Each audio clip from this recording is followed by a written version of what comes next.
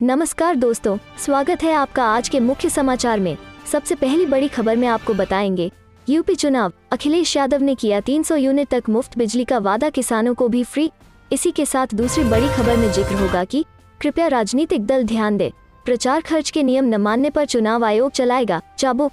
तीसरी बड़ी खबर में आपको बताएंगे कि कोरोना, महाराष्ट्र में बढ़ेंगी पाबंदियां, 10 मंत्री और 20 से ज्यादा विधायक हुए कोविड पॉजिटिव।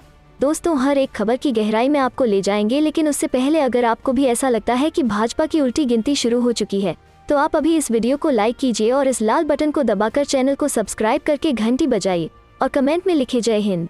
यूपी चुनाव, अखिलेश यादव ने किया 300 यूनिट तक मुफ्त बिजली का वादा, किसानों को भी फ्री। जी हाँ दोस्तों, समाजवादी पार्टी के अध्यक्ष अखिलेश यादव ने यूपी चुनाव से पहले बड़ा ऐलान किया है।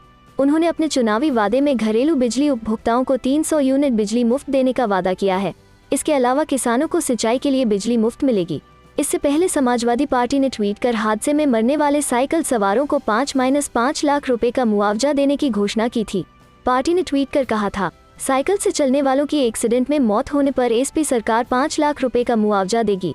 अब समाजवादी पार्टी ने मुफ्त बिजली का वादा किया है। चलते हैं अगली खबर की तरफ। कृपया राजनीतिक दल ध्यान दें, प्रचार खर्च के नियम न मानने पर चुनाव आयोग चलाएगा चाबुक। जी हाँ दोस्तों, उत्तर प्रदेश में होने जा रहे विधानसभा चुनाव 2022 को लेकर चुनाव आयोग की तैयारी अब अंतिम चरण में है। चुनाव खर्च के लिए बनाए गए नियमों को लेकर भी आयोग ने सख्त निर्णय लिए हैं। इन नियमों का पालन न करने पर उम्मीदवार पर गाज गिरना तय होगा। चुनाव जीतने के लिए प्रत्याशी हर तरह के हथकंडे अपना लेते हैं, खासकर चुनाव खर्च के तय मानकों के ऊपर जाकर चुनाव लड़ा जाता है, मगर इस बार ऐसा करना मुश्किल होगा।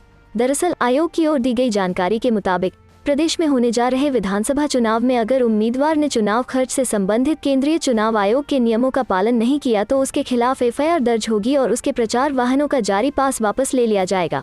यह बात आयोग ने सभी राजनीतिक दलों के प्रतिनिधियों को बता दी है। हाल ही में लखनऊ में सभी राजनीतिक दलों के प्रतिनिधियों से मुख्य चुनाव आयुक्त ने बैठक की थी। प्राप्त जानकारी के अनुसार राजनीतिक दलों के प्रतिनिधियों से कह दिया गया है कि वे टिकट देने के समय ही अपने उम्मीदवारों को इस बारे में अच्छी तरह समझा दें कि नामांकन के एक दिन पहले चुनाव खर्च का हिसाब किताब रखने के लिए एक पृथक बैंक खाता जरूर खुलवा लें। चुनाव से संबंधित सारे लेन देन उसी बैंक खाते से ही किए जाएंगे। इस खाते से एक दिन में 10,000 रुपये से ज्यादा का नकद भुगतान नहीं किया जा सकेगा। इस बार चुनाव आयोग ने प्रत्येक उम्मीदवार की चुनाव खर्च सीमा 30,80,000 तय की है। पहले यह 28 लाख रुपए थी। चुनाव व्यय पर्यवेक्षक चुनाव प्रक्रिया के हर तीसरे दिन उम्मीदवार के चुनाव खर्च के ब्यौरे की जांच करेंगे।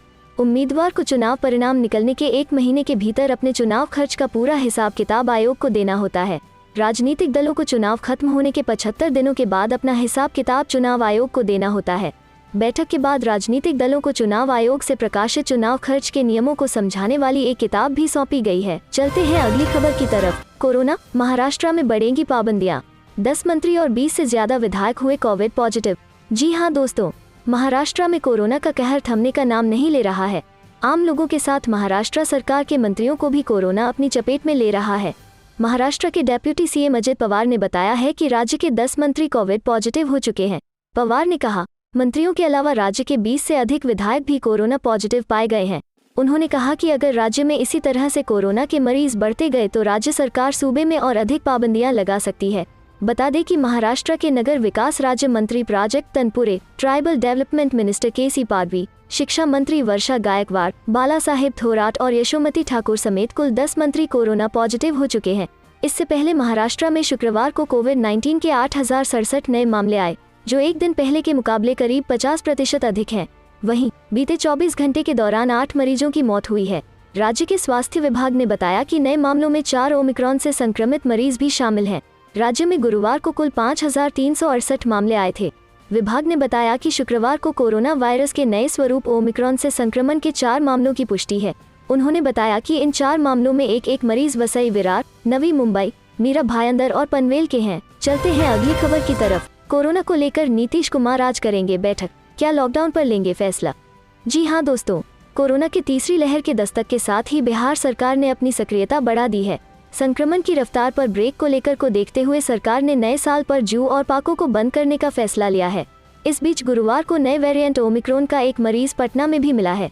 इसको देखते हुए शुक्रवार को सीएम नीतीश कुमार इसको लेकर बैठक करेंगे। चलते हैं अगली खबर की तरफ। धर्म संसद में नफरती भाषण के खिलाफ एक्शन की मांग, 100 से ज्यादा प्रमुख हस्तियों ने लिखी राष्ट्रपति और पीएम को चिट्ठी। जी हाँ दोस्तों, उत्तराखंड के हरिद्वार और दिल्ली में आयोजित धर्म संसद में विवादित भाषणों की शिकायत राष्ट्रपति रामनाथ कोविंद और प्रधानमंत्री नरेंद्र मोदी तक पहुंच गई है। 3 पूर्व सेना प्रमुखों समेत 100 से ज्यादा अन्य लोगों ने राष्ट्रपति को चिट्ठी लिखकर मामले का संज्ञान लेने की अपील की है। चिट्ठी पर दस्तखत करने वालों में पूर्व सैन्य अधिकारी, नौकरशाह और कई जानी मानी शख्सियतें शामिल हैं। उनका कहना है कि धर्म संसद में मुसलमानों के नरसंहार का खुला आह्वान किया गया है, जो देश की शांति और सुरक्षा के लिए बड़ा खतरा साबित हो सकता है। चिट्ठी में देश की अशांत सीमाओं के हवाले से कहा गया है कि इस तरह के आह्वान से देश के नागरिकों के बीच नफरत की भावना पनपेगी, जिससे बाहरी ताकतों को मजबूती मिलेगी। पत्र में कहा गया है, देश के अंदर शांति और सद्भाव को किसी तरह से नुकसान पहुंचने से बाहरी दुश्मनों को ताकत मिलेगी। अगर हमारे विविधतापूर्ण समाज में किसी एक या दूसरे समुदाय के खिलाफ हिंसा खुले आह्वान की इजाजत दी गई तो केंद्रीय सशस्त्र पुलिस बलों CAPF और पुलिस बलों समेत वर्दी पहने सभी पुरुष और स्त्रियों के बीच एकता और सामंजस्य को झटका लगेगा। हरिद्वार धर्म संसद का जिक्र करते हुए चिट्ठी लिखने वालों ने कहा, धर्म संसद के नाम से आयोजित 3 दिवसीय धार्मिक सम्मेलन में दिए गए भाषणों ने हमें गंभीर रूप से व्यग्र कर दिया है। वहां हिंदू राष्ट्र के निर्माण का बार बार आह्वान किया गया और हिंदू धर्म की रक्षा के नाम पर जरूरत पड़ने पर हथियार उठाकर भारत के मुसलमानों की हत्या करने की अपील की गई। हरदोई में बोले शिवपाल यादव, भाजपा हटेगी और अखिलेश बनेंगे यूपी के CM। जी हाँ दोस्तों, यूपी के हरदोई जिले में प्रगतिशील समाजवादी पार्टी लोहिया के सुप्रीमो शिवपाल यादव ने कहा कि उनके और अखिलेश यादव के गठबंधन से भारतीय जनता पार्टी डरी हुई है, क्योंकि जनता ने मन बना लिया है कि आने वाले समय में बीजेपी को हटाकर जनता अखिलेश यादव को उत्तर प्रदेश का मुख्यमंत्री बनाएगी। उन्होंने कहा कि अब जब चुनाव आया है तो छापेमारी की जा रही है।